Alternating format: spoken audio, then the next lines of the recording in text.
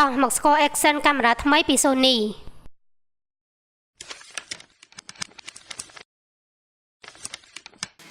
ក្រុមហ៊ុន Sony បានបញ្ចេញលក់កាមេរ៉ា Action model OXO កាលពី2ឆ្នាំមុនហើយនាពេលនេះក្រុមហ៊ុនបានប្រកាសពី model ថ្មីមួយទៀតគឺ model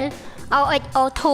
នេះគឺជាផលិតផលថ្មីពីក្រុមហ៊ុន Sony ដែលបានក្លាយជាគូប្រជែងដ៏ធំមួយសម្រាប់កាមេរ៉ា GoPro ដោយសារកាមេរ៉ា OXO2 មានអេក្រង់បង្វិលបាន180ដឺក្រេលក្ខណៈពិសេសនេះអាចបំពេញបំណងរបស់ Vlogger និងអ្នកចូលចិត្តថតវីដេអូបែប Action ដែលត្រូវការចង់បានកាមេរ៉ាមានទំហំតូចដែលអាចទុកដាក់ក្នុងអាប៉ៅបានយ៉ាងងាយស្រួលប៉ុន្តែនៅតែអាចថតរូបភាពបានក្នុងគុណភាពខ្ពស់នៅក្នុងតម្លៃ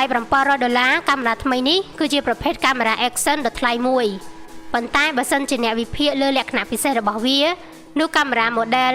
OXO2 ពិតជាស័ក្តិសមនឹងតម្លៃដ៏ខ្ពស់នេះពិតមែននៅក្នុងមុខងារថតវីដេអូកាមេរ៉ា OX2 អាចថតវីដេអូ 4K នៅក្នុងល្បឿន30 fps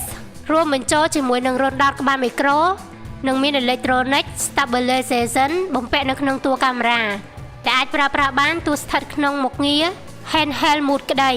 បើសិនជាអ្នកមានតម្រូវការប្រតិបត្តិការកាមេរ៉ា OX2 ច្រើនជាងមួយគ្រឿងក្នុងពេលតែមួយក្រុមហ៊ុន Sony បានធ្វើឲ្យមានភាពងាយស្រួលសម្រាប់ការបញ្ជាដោយគ្មានខ្សែតាមរយៈការប្រើប្រាស់កម្មវិធី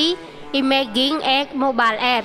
ចាប់ពីកាមេរ៉ា5គ្រឿងរហូតដល់50គ្រឿងជាមួយចំណុច Access Point 1ឬបានរហូតដល់100គ្រឿងជាមួយប្រអប់បញ្ជាកាមេរ៉ាមួយ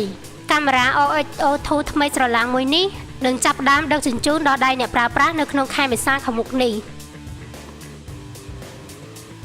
សូមចូលទៅកាន់ Channel YouTube របស់យើងខ្ញុំនិងចុច Subscribe ព្រមទាំងចុចសញ្ញារូបកណ្ដឹងដើម្បីបានទទួលព័ត៌មានថ្មីៗបន្ថែមសូមអរគុណ